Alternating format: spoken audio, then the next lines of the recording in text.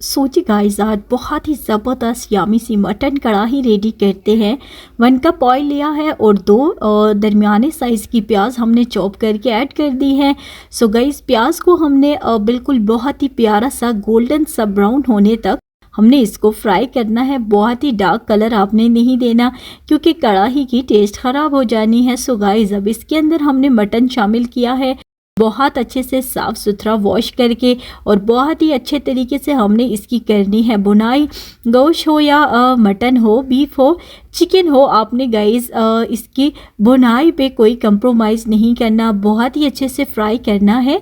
जब आप गोश्त को अच्छे से फ्राई करते हैं ना तो इसकी स्मेल वगैरह भी बिल्कुल ख़त्म हो जाती है, और जो कोरमा या कढ़ाई बने ना उसकी टेस्ट बहुत ही अच्छी सी बनती है। 2 चम्मच भरकर इसमें फ्रेश लहसुन अदरक का पेस्ट शामिल कर दिया है। इससे गाइस बहुत ही टेस्टी और ज़बरदस्त सी कढ़ाई बनती है।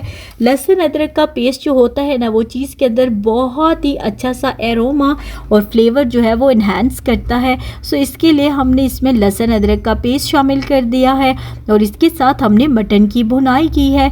जितनी अच्छी हम भुनाई करेंगे इतनी ही टेस्टी और ज़बरदस्त सी मटन की कढ़ाई बनेगी। और गाइस, मैं इतनी ईजी स्टेप्स के साथ बनाऊंगी, अगर जो पहली दफ़ा भी बना रहा है ना, बिल्कुल बिगिनर है, तो वो भी बहुत ही अच्छे तरीके से ये बना लेगा। सो गाइस, अब कलर देखिए, जैसे ही मटन का ये प्यारा सा गोल्डन सा कलर आए तो इट्स मीन्स कि इसका फ्राई प्रोसेस बहुत ही अच्छे से हो चुका है, और जो लहसुन अदरक था वो भी अच्छे से फ्राई हो चुका साथ में, और अनियन भी ऑलमोस्ट हमारे पास टेंडर हो चुका है।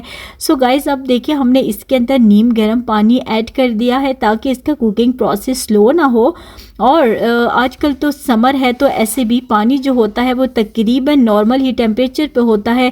इसको कवर करके हमने 20 से 25 मिनट के लिए जो है वो छोड़ देना है ताकि हमारे पास गोश्त अच्छे से टेंडर हो जाए और बहुत ही अच्छी और ज़बरदस्त ये कढ़ाई बने। जब इतना सा पानी रह जाना है तो इसके अंदर हमने यूँ टमाटर को 2 हिस्सों में कट करके फिर दोबारा से कवर करके छोड़ा, तो अब टमाटरों का जो ऊपर छिलका है ना वो बहुत ही अच्छे से टेंडर हो चुका है।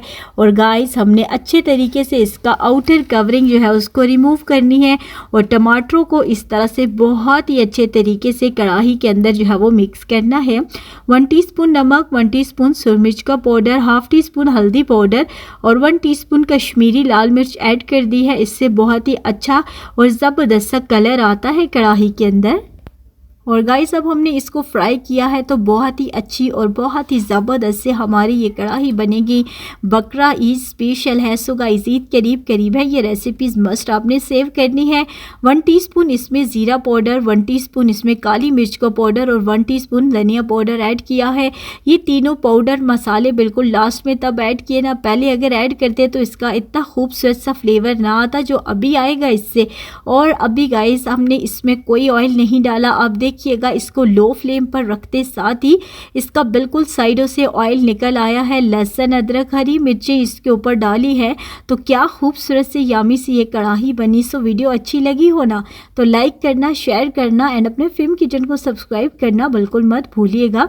अपना ढेर सारा ख्याल रखिएगा, दुआ में याद रखिएगा। अल्लाह हाफिज़।